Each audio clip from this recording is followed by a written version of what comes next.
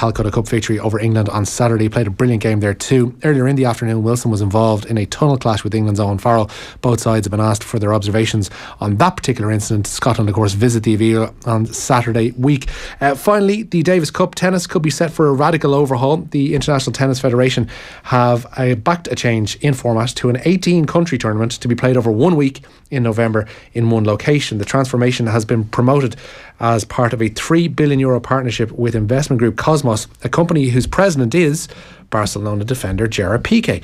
The proposals will be put to a vote by the ITF AGM in Florida in August. The current situation is it runs until September, October, so this will be the condensing into 1 week, which is pretty huge, and it's over 100 years old, the Davis Cup, so any change will be massive. Okay, thank you, Richie. Monday Night Rugby on Off the Ball. With Vodafone, official sponsors of the Irish rugby team. We all belong to the team of us. So we are reflecting on round 3 of the 2018 Six Nations Championship, which is turning into a doozy from an Irish point of view. Wins for the French on Friday night in Marseille. We had Ireland on Saturday beating Wales by 10 points in the end. And then Scotland win the Calcutta Cup for the first time in a decade at Murrayfield. There is much to discuss. Ireland topped the table on 14 points to England's 9, and then Scotland on 8, who come to Dublin obviously next time out. Eddie O'Sullivan is on the line and Stephen Ferris is there. Evening, lads. So Stephen, this is all heating up very nicely. 3 wins from 3, 2 to go. You were there in 09. You, I guess, have some sort of insight into what the mood is like when you're in that position in the camp where I guess everyone feels great and you know you have momentum, and equally nobody wants to mention the 2 words Grand Slam at all, ever. Yeah, Joe, I think when you get the ball rolling, you keep momentum going. You know, after that potential banana skin of Wales coming to Dublin, when you get that game over and done with, you have Scotland at home. Of course, it's going to be in the back of the lads' minds. It has to be, you know, going to Twickenham and Paddy's weekend. It's going to be a huge fixture, but I think, Joe, the way he's kind of got his troops going at the minute is that it's one game at a time. When you get past that, you look at the next hurdle, and the next hurdle is Scotland, who got a great win, obviously, over England, and played some fantastic rugby, probably the best rugby of the weekend in that game. So, yes, they have got to beat this Scottish team who's going to come to Dublin with a bit of fight, with a bit of passion, and with a bit of heart. But I believe that Ireland are too good for Scotland, and that Ireland are going to beat Scotland, and it's all going to come down to that crazy weekend on the 17th of March. I can only imagine the difference, and you would have experienced both, between what it's like, say, in Carton House when a campaign is going very well like this, and what it's like when a campaign is going very badly, where minutes must feel like days and you all want to get the hell out of there, I presume, is the reality as opposed to what's happening now. Yeah, definitely, Joe. And, you know, it'll be a happy camp. Everybody will be enjoying themselves. There'll be, you know, smiles on faces at training. The camp in general will just be a real good feel-good factor. And, you know, that's just brilliant to have amongst any squad. And you flip it over at being in squads where you just can't wait for the Six Nations to be over with. And probably one of those was a number of years ago when I knew, you know, after the first game that our backs were against the wall and that you had to go to France the following week, and if you didn't get a result, the Six Nations was over. And that's what happened. And you just have to try and grind it out. But when you do have this momentum behind you, it's an unbelievable place to be involved in. And everybody, the players, the management, the physios, the strength conditioning coaches, everybody is just walking about with a bounce in their step and just a real buzz. And I think that's very evident, Joe, also amongst the fans. I was there before kick-off at around 11 a.m. at the Viva Stadium on Saturday. And I was just walking around. There was hundreds of people around at 11 a.m. And I'm like, hold on, the kick-off's not until, 2:15 or whatever it was. And it was just like, this is amazing. The whole country just seems to be getting behind the lads. And that, again, is showing in the performances, I think. Yeah. Eddie, those Six Nations camps, they're either purgatory or heaven, I presume, for you as well in the coaching ticket. Yeah, I just don't notice they're going well. It's a great space, and as Stephen points out, everyone's on their toes. Everybody's in great form, good banter, and of course, if they're going kind of south on you, everyone's like in heads down in bad form. So I'm telling you, they're enjoying their days together now, and it's great. The only team left in the tournament can win the Grand Slam, which is. You know, nobody predicted that really at this point in the tournament. So it's it's a bit of a surprise that we're there. Everyone thought, yeah, well, maybe we'll come down to England, but England have come short in Edinburgh, so like it's really all down to us now. So that does put the focus on us. People will start talking about Ireland for the Grand Slam now. We can't talk about England anymore, and that'll bring its own pressure. But as Stephen said, no matter what anyone says, it's in the back of your mind. Probably in the back of your mind more away from the game, but as you get down into the last few days before Scotland, then that becomes front and centre. You forget about everything else. But it'd be hard not to talk about it at the moment, especially even among the lads themselves, you know.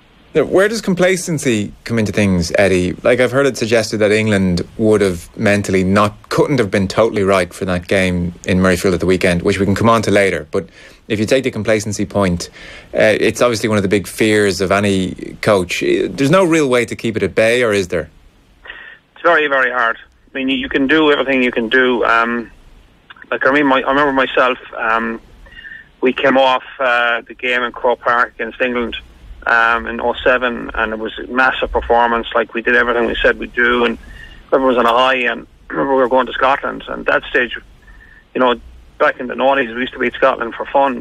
They never could get to the other side of us in a championship game, and we'd won in Edinburgh before. And I remember, you know, we basically got out of that game with the skin of our teeth. We won that Triple Crown, the skin of our teeth, and it could have gone any way up to the end. So it's just the smallest things. Like, if you're 5% off, it can drop your performance 20%.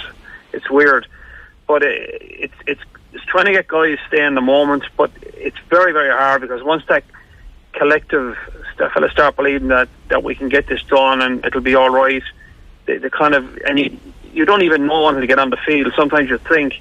It was interesting that Eddie Jones during the week was talking about how well England had trained, and the weird thing for me is, if we train really, really well a couple of days before a game, I used to get very, very worried because fellas almost think, oh yeah, we're in great shape, but we're just going to go here, everything's going to click, and that's when it doesn't. Sometimes, you know, if you have a kind of a slightly off training session the day before, everyone just tightens up a little bit and gets a bit nervous, and funny, I think that focuses the mind. Guys just focus a little bit more because they know things haven't been perfect in training, and so sometimes like that, you're almost better off having a kind of a session that's a little bit off the day before, because everyone just gets zoomed in on fixing things. Because if everything goes so well, everyone just kind of relaxes. Oh yeah, everything's going to click tomorrow. And believe me, when you think everything's going to click, one thing you'll be sure of, it is going to click. That's a very interesting point. The game itself on Saturday, Stephen, so 37 points to 27. Like, what a weird ebb and flow. This brilliant start for Ireland, all the territory, all the possession, and then suddenly, I think half an hour in, Ireland are down by 8 points, and then this glut of tries either side of half time, and it's smooth sailing, and then suddenly Ireland are just 3 points ahead and things are very nervy, and then Stockdale does what he does in the end. So the ebb and flow of this game was all over the place. It was a brilliant watch, but like, it's kind of hard to make sense of in some respects.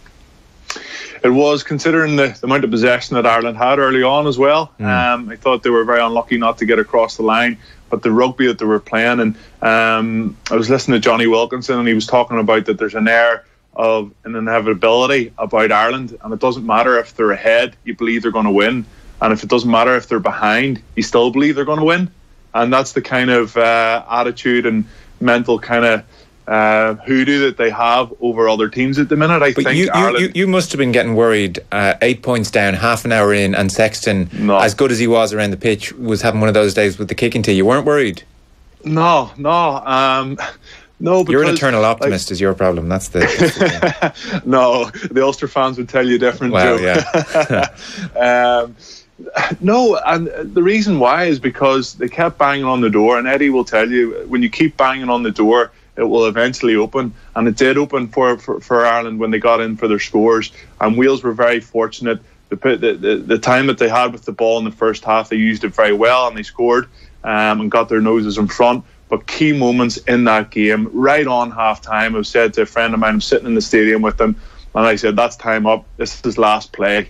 And Ireland hold on to the ball for a number of phases, and they bang, Bundy Aki gets over the line for a try right on half time. Ireland go in, and just mentally, that's a huge positive for the boys in the change room. I think Eddie might touch on that. There might be a different team talk at half time, instead of getting in 8 points down or 5 points down, whatever it was at the time. You're actually getting in at half time in the lead. So for me, Joe, I wasn't sitting panicking. I know a lot of people were. There was a lot of nervous Irish fans about on Saturday at the Aviva Stadium, but I think there's so much belief within this Irish team that no matter what situation they get themselves into, they'll find a way to get out of it. Yeah, Eddie, Stephen used the phrase there, bang, quite a bit. Ireland bashed their way over the line, and I've seen it said that really that seemed to be the Irish approach in many respects. Joe Schmidt looked at the hand he had been dealt. He had maybe the biggest midfield in Irish history, really, and they almost said, okay, well, we can probably give this Welsh crowd a bit of the Jamie Roberts treatment, and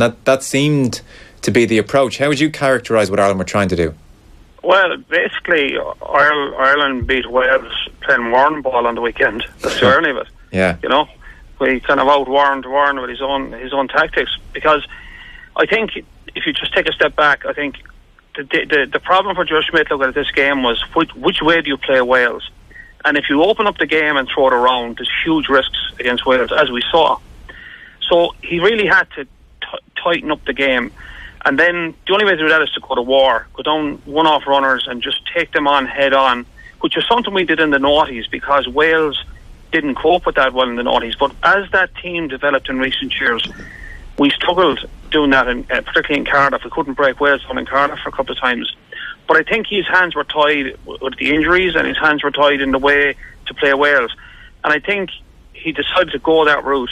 And it was the right thing to do, and it worked. And it worked as well because we're very good at it. I think we lost one ruck in the whole match, which is incredible given the amount of ball we had. And the second thing is, I think this Welsh pack are not the same Welsh pack of a couple of years ago. There's been changes, there's been injuries. They're a bit older. The guys they've in there are not as tough. And I think it was the right way to take them on. And just going back to what Stephen said is, once we got down 15 metres from their goal line, you always thought we were going to get over the whitewash. And the try just before half-time that Stephen referred to, and the try just after half-time, you kind of felt, look, no matter what happens in this game, if we get into the kill zone, we're going to score. They're not able to handle us 10 metres out. We knew that, and there was almost an inevitability about it once we got that close. Same for Dan Levy's try. So it was the right tactics, and it paid dividends because they weren't able to cope with it. And I think that was the beauty of it. It was kind of beating them at what they would regard as their own game. And they were forced. I think they know that their pack isn't as good as the Irish pack. So they had to go the other route. They had to move the ball around, which is kind of the new way the Welsh are talking about playing, getting into the outside channels. And they're well able to do it, as we saw. But it was an interesting change, an interesting adaptation, an interesting overall, tactical picture that we saw emerging as the game went on. Yeah, it's an interesting role reversal, all right. And so you think that was the right play, clearly, because I must say in the stadium there were a few occasions, and I think, to be fair, one of them was when Bundy Aki actually scored, so just before half-time it didn't actually make any odds. But I mean, there's a certain wry smile as you look at Keith Earls on the touchline waving over at everyone saying, if you just give me the ball I can score here, when they're in the 22. Nobody, it seems, is even glancing over to Keith Earls in those instances. They're under orders. There's a psychological dimension to that, is that if you run over the top of him and score, and Stephen would know this better than any because he did it to enough of people, you run over the top of these guys and score, they know physically they're in big trouble. And that statement alone is psychologically huge. Okay. Like when Wales were in at half time, they had to be looking at each other going, how the hell are we going to stop these guys if they get 10 metres out? And the truth is they didn't have an answer to that. And are we now a very big team, Stephen, or is it just that maybe this Welsh team in particular is slightly smaller than it used to be? Like, can we run over England? Why not? They've proven that they can run over New Zealand when they're on form. I think Toby Faletau missing from the Welsh team. He's such a good athlete, and he's a big player at number 8. Ross Moriarty didn't have his best day for Wales. Shingler didn't really stand out the way he had been the previous couple of weeks. So I think they were just a little bit off. Why were they off? Because the Irish boys put them under pressure. And you talked about Keith Earls. I thought Keith Earls and Jacob Stockdale, the way they kept their width, it was incredible. Keith Earls and Jacob Stockdale were standing on the sidelines for most of the match, but it was just stretching the Welsh defence. And Lee Halfpenny was always on his toes, and he was the man that was going to have to close the gate on the wingers. And I think, yes, they were being very direct, a lot of one-out runners, keeping it tight, but they also had the options there. And when Bundy Aki scored, you could see Chris Farrell. He was an option out the back. He was clapping, banging his hands. Give me the ball, give me the ball. Ooh. If it went into his hands, I think they would have scored also. Okay. Eddie, that same point quickly to you. Can Ireland do to England physically what they did to Wales? No, I don't believe they can. I think it's a different job of work against England. Okay. I think England and Twickenham, we can't run over and we'll have to be a bit smarter. But look, the coach has to design a game plan or craft a game plan he believes will get the result against the team he's playing. The opposition always give you your best game plan. Yeah. I think Joe Schmidt got that right. And, it hasn't worked before against Wales, but I think this time we had the horses up front to do it. And we did it in spades. And it was a safe bet that they couldn't cope with it. But they still were able to cause us huge problems when they did get the ball. And they only had 30% of it and 25% territory. They still scored 3 tries, and only for Jacob Stockdale they were heading for a fourth. I think that is the other side of the debate about Ireland. Is when are we going to start defending? Well, we'll come on to that in just one second, and Joe Schmidt was talking about that in his post-match press conference as well. But one other interesting thing, I suppose, I saw a few people make the point, the penalty count, much like Chicago against New Zealand, Ireland gave away 4 penalties across the entire 80 minutes. Wales gave away 7 in the first half, and there were 2 penalty advantages as well, so 9 in effect. A part of that, perhaps, Eddie, and you can shoot this down if it's not correct, but you can watch Ireland go through phase after phase after phase after phase and feel like not much is happening and it's fairly unsophisticated stuff. The flip side of that, maybe how we maybe have to look at it, in fairness to the Irish team, is the opposition can get unbelievably frustrated. And because Ireland don't give away the ball at ruck time once, I think you said, across the entire game. Because that happens, the ball seems relatively safe compared to maybe other teams, and then the opposition get increasingly frustrated. And you look at England; they gave away 13 penalties at the weekend. But there is a real method in that. I don't want to call it madness, but there is a method in Ireland just going through phase after phase after phase where it doesn't look like a huge amount is happening. Exactly. There's 2 dimensions to that. One is if you have the ball, they can score. Yeah. So you starve them in possession. But what you're doing is you're building pressure. So every time you carry, they've got to tackle, they've got to roll away, they've got to be careful where they go on the ruck. And I just think teams just, if the pressure builds and builds, and if you have a set which is 15, 20 rucks, the odds are in one of those rucks someone's going to fall the wrong side and get trapped, or someone's going to stay on the ball a little too long when the ref says leave it go. The risks are that eventually they make a mistake, and it can be just petulance, it can be running out of patience of defending the 17th ruck in a row. But that pressure does turn into penalties, and we've seen that all the time. And because we're playing with the ball, we're not under the same pressure, so we give up less penalties. So having the ball and keeping the ball as well as we do is one way of creating pressure, which creates penalties, and it's one way of staying away from giving away penalties. Because the number of penalties now for going off your feet at the ruck are minimal. You rarely see it. It's if you go through the ruck or you're off your feet blatant. So the risk now, the way the game is that the team defending is more likely to infringe, and we're just holding on to the ball like we do for long periods. That's the dividend of that, and they, as long as they don't have it, they can't score anyway. Let's turn to defence then. 31% possession for Wales, and they did still manage 27 points away from home. Joe Schmidt talked in the press conference about this issue. Have a listen. I think the most frustrating thing was at 27-14 or 27-13 that we didn't keep that margin or grow it. They worked their way back into the game with some defending that we know we can do better, and I'm sure that we will do better. I think Andy Ferris does an unbelievably good job, and I think one of the things about it is that when you do make personnel changes and then you make personnel changes off the bench, we had guys making slightly different decisions. We got a bit disconnected, and it allowed them probably a fair bit of latitude to score tries, and they scored some good ones. Eddie highlighted this as an issue when he was on last week, Stephen, and Joe Schmidt there talked about the Irish team being a bit disconnected. He talked about timing and connection in his post-match interview on TV3 with Sinead Kassan. So the connection issue is something he's pretty hot on at the moment. What's going on? I know the personnel issues he highlighted, but when he's talking about connection, whose fault is that? Why is it happening? Give us your understanding of what's going on.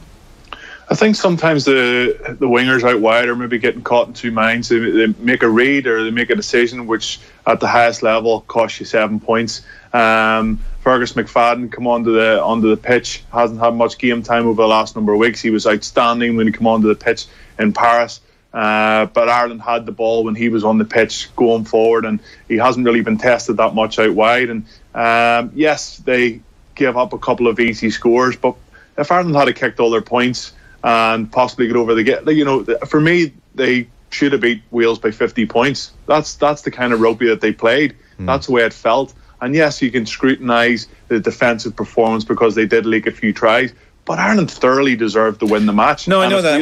We're being incredibly nitpicky for sure, but 27 points at home is significant, and we seem to be seeing similar tries conceded over the last while. There is a narrowness there. Shane Horgan talked about Stockdale, who, by the way, 8 tries in 7 games is obscene. It's ridiculous what he's doing. But no one's claiming anyone's the finished article at 21. So at times, even Shane Horgan was saying his shoulders are the wrong way. He's losing contact with his 13. In this instance, it was Farrell. And these are not one-off issues. That happened there for whatever reason. These are trends that seem to be ongoing, and they're not quite able to nip them in the bud at the moment. Yeah, it's not a Tommy Bowe playing with Brian O'Driscoll, playing with Gordon Darcy over the years. I think this team is still maturing. They're still playing together. Chris Farrell, has Jacob Stockdale ever played with Chris Farrell? Just in the autumn internationals. But apart from that, these are all young guys with not a lot of experience at the top level in international rugby, and I thought they coped well at times. But yeah, as Joe Smith talked about there, it's something that they need to address, because if they concede 27 points in Twickenham, they won't win the match. Eddie, you mentioned it last Monday. I guess you were probably watching on Saturday saying, that's pretty much what we highlighted last week. Yeah, I think there's a problem with the defence. I think there's a slightly bigger issue. I think how it manifests itself is we don't often number off well on the short side. We overload it defensively, and we definitely get too narrow, tight around the ruck, and we leave the corners exposed. And the truth of the matter is, basically Mark Anscombe had our Grand Slam hopes in his hands there, the last pass of the game. If he goes out the back to Justin Tipuric there, I think Schindler scores again the same spot he scored 20 minutes earlier, and it's a completely different discussion this week. Yeah. But he decided to go over the top, and the rest is history. Jacob Stockdale cashes in it.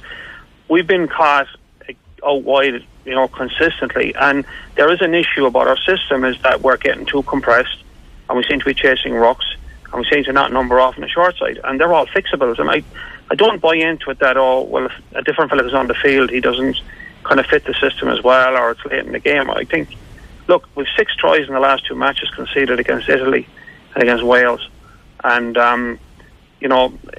let's be honest here. Scotland will expose that out wide, and England will expose us out wide. So there's tougher things to come, and it's fine to give up 27 points if you score 37. But I would worry about that. I think our system is not working well. We've been talking about this, and I suppose I say we're nitpicking on the back of a great victory. I think Stephen's right. It shouldn't have come down to Stockdale picking off the ball to save the Grand Slam. We had done all the hard work by scoring 4 tries, and nobody said we'd score 4 tries against Wales. It was a fantastic performance with the ball. But when you consider teams are scoring, and Italy the same, scoring 3 tries with 30% possession, that has to send the alarm bell ringing. And I don't think it's just down to personnel. I think it's down to our system isn't running well, and we're making bad community decisions, and then individuals are left to make bad individual decisions. But it's a systemic issue, I think, at this point in time. Because, you mentioned Scotland. It was a big factor in Murrayfield last year, Eddie. So when you say systemic, is it the kind of thing where Andy Farrell and the group get together and say, right, this is why the system isn't quite working, so we're going to tweak something? Or at this, and this might be crazy, do you overhaul things a bit more radically and almost try and integrate I don't want to say a new system, but let's do things very differently? Is it small changes here, or do we need pretty big changes? I don't need to have a new system. We just have to implement what most people do. You number off the short side, you get your spacing right around the ruck, and you don't give away too much space on the outside. That you give us some chance. But there's lots of times, on Saturday you can freeze them. You can freeze the picture, and there's 12 of the Irish team inside the far post. That means it's 40 metres outside the far post, where there's basically 2 or 3 defenders. And at this level, like, teams are so good at getting into that outside space. We saw Wales doing it. You are going to get hurt. And here's the giveaway for me. Ireland are not missing that many tackles. They're missing some tackles. Every team misses tackles. Ireland's tackle count is in the high 80s, which is pretty good. Could be better, but it's still decent. So teams are still scoring tries. So that means they're deconstructing our defensive system, because we're not missing tackles. You can't say, he missed that tackle, they scored. Nobody's really missing tackles. We're just getting beaten in space. So that's a worry. Okay. Well, we'll talk about that in a bit more depth maybe when Scotland are coming to town, who did, Stephen, beat England. 10 years since they'd beaten England. Extraordinary. It was 22-6 at half-time. They only added on 3 extra points in the second half. It finished up 25-13. Hugh Jones scored 2 tries. England conceded 13 penalties. That seemed to be one of their issues. But a few people made the point they just hadn't expected that England could actually play this bad under Eddie Jones. They did play bad. They'll be really disappointed with the effort that they showed there at Murrayfield. I think the game was over at half-time. Even when England scored that quick try on 43 minutes when Farrell went through a nice line, a nice gap underneath the sticks, it just still felt that Scotland had too much. When you win the breakdown, Joe, you win the match. Scotland annihilated England at the breakdown. The boys had a field day in the back row for Scotland. To a man, they were exceptional. And it's not often you would, congratulate the Scottish boys on that against England. Obviously, it's been 10 years since they've won the Calcutta Cup, but it was all over the pitch. I think in every asset and facet of the game, they dominated England. Some individuals in the English team had very, very poor games. I think the referee, Nigel Owens, there was a few decisions, soft decisions, very soft decisions. Yes, they were penalties in the referee's book, but a lot of times we've seen in the last 5 minutes of the game against France, when Ireland played France, the way he let the game flow and the way he let Ireland have the ball in that last 5 minutes. For England, he just seemed to be nitpicking a little. And I'm sure Eddie Jones won't be happy with a few of the decisions that went against him. But Joe, they got torn apart. And as Eddie Jones said in his post-match interview, the best team won. So why then all the confidence with Ireland when Scotland come to town? Because mentally, and I know it's easy to say that because England went to Murrayfield and Scotland haven't beaten them in 10 years, and they done it. So why can't Scotland come to town? I was at the Croke Park when we had the Triple Crown was on the line, and Dan Parks, man of the match performance, kicked all his points, and they beat us in that game. Why can't Scotland do the same thing on Saturday week? They can, but I just believe that, as I said earlier on, that this Ireland team just have this air about them that whatever situation they get into, that they can get themselves out of it.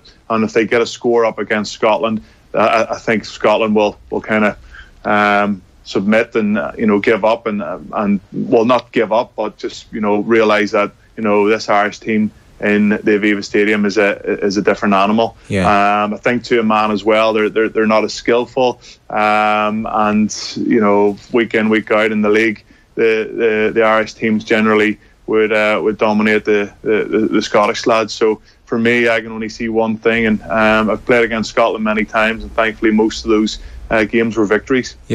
Clock's against us, and I do want to touch on Jamie Heaslip. Eddie, you might therefore just give us a brief word on that game at Murrayfield. We can talk obviously about it in more depth next week as well. I just thought Scotland did very well, but I think England, in the privacy of their team room, will have to admit that they were well off the pace. Again, whether they mentally were only off 5%, which is usually a 20% drop off in performance. They were sloppy, they got bullied at the breakdown, they made silly errors, they got knocked out of their stride, and that was not the England team that they thought they were, and that can happen. I think their mental preparation let them down, and I think that's probably not good for Ireland, because you learn from these mistakes. So Jamie Heaslip, I mean, it's not often, especially a player as durable as Heaslip, you don't see a guy's career ending in a warm-up very often, but it seems to be the case with Heaslip, who dropped out of that England match at the Aviva last Six Nations. So 34 years old, Stephen, 100 test matches when you add up his 95 Irish appearances and his 5 for the Lions. Started all 3 tests in 2009. Grand Slam winner in 09 alongside yourself, a Six Nations Championship win as well in 14 and 15, 3 Heineken Cups, a couple of Pro 12 or Pro 10, whatever they were at the time, thrown in as well. He's probably lost count himself, wouldn't even know. And I mean, that's about as decorated a player as you get. We were just reminiscing here. There was a time where our back row was Sean O'Brien, Stephen Ferris and Jamie Heaslip, which packed a bit of a punch. So you know this guy very well. Good times, yeah. What an absolute legend on and off the pitch. A very decorated player, but you know, he's going to be missed, obviously, but I think he can retire and look back at his career with a lot of pride and what he's achieved in that. He's probably one of the best number 8s that I ever played with, and packing down alongside him, you always knew that Jimmy would have your back. Eddie worked with him. Eddie didn't pick him for the 2007 World Cup, but I think in that decision, you know, Jamie just bounced from that, and that kind of negativity from that kind of made him an even better player. And from the start of his career to the end of his career, he always performed at a level which was pretty hard to reach. So yeah, I have only good things to say about Jamie Heaslip, and he'd be sorely missed from the game of rugby, but we can all look back with great pride and memories of Jamie, especially in an Irish jersey. Eddie, it seems the omission actually stayed with him for the next 12 years, because he was talking about it just recently, and he was saying the last time I had a conversation with Eddie, he said I was too small for international rugby. Was that your concern over Heaslip? No, not really. I don't remember that part of it. But people forget when you don't pick someone that somebody else has held them out. Like if he was to get on the plane, the 07 World Cup, somebody else wouldn't have got on the plane. Sure. And there's only a certain number of slots. And at that time, you know, you're competing. If you take when he broke into the Irish team, and to his credit, he took the number 8 shirt and he held on to it for a long, long time. But you know, even when he broke in first, Anthony Foley was still around, Dennis Leamy, Alan Quinlan, Simon Easterby, David Wallace, Neil Best, even Keith Gleeson was coming at the end of his career. Stephen there was involved. You know, it was an incredibly difficult back row to get into, and he was quite young at the time. You know, so you know, at the time he probably, for his particular position, was Dennis Leamy was probably the guy that held them out. And you know, I mean, players never like being left out. That's their competitive nature. But once he got that number 10, the number 8 shirt off of Dennis Leamy, he held on to it for a long, long time. So credit to him for doing that. And I mean, he's won everything in his career. There's nothing else he could have won. It's always sad when a player has to hang up his boots because of an injury. It's not by his own choice, but that's the nature of the game, I suppose. And I suppose if you told him 12 years when he got his first cap that he'd win all those plaudits, I think he'd have taken that, you know. But, and how highly is he rated? I mean, like if you're talking about the pantheon of Irish back rowers at number 8, he's right up there. He was a very, very talented player because he had a number of things. He was a big lad, and he was quick, and he had good feet, and he had good skills. And as time went on, he kind of, you know, with experience, the more international games you play, the better you get. And like 2 lines tours, so absolutely, the guy is one of the all-time greats of Irish rugby, certainly number 8. I'd say my paths crossed with him kind of the last 18 months of my tenure as Irish coach. So I didn't have a lot of time with him in camp, but still, like, I picked him for his first cap because I thought he was ready. And I suppose everybody wants to be picked every game after that, but that's just the way it goes. But I think he eventually fought his way into a section of Irish rugby, the back row, which has always been, for the last, probably going back the last 15, 20 years, the strongest section of our team every year in, year out. OK, lads, time against us. We'll leave it there. Stephen Ferris, Eddie O'Sullivan, thanks very much. Monday Night Rugby on Off the Ball. With Vodafone, official sponsors of the Irish rugby team. We all belong to the team of us. Off the Ball on News Talk. The Hard Shoulder. On tomorrow's show, the first school to be divested in Ireland is in trouble, but it's also very much in demand with a big waiting list. With time running out to sort out the situation, I'll have a special report. Bobby Kerr will tell me how to deal with dirty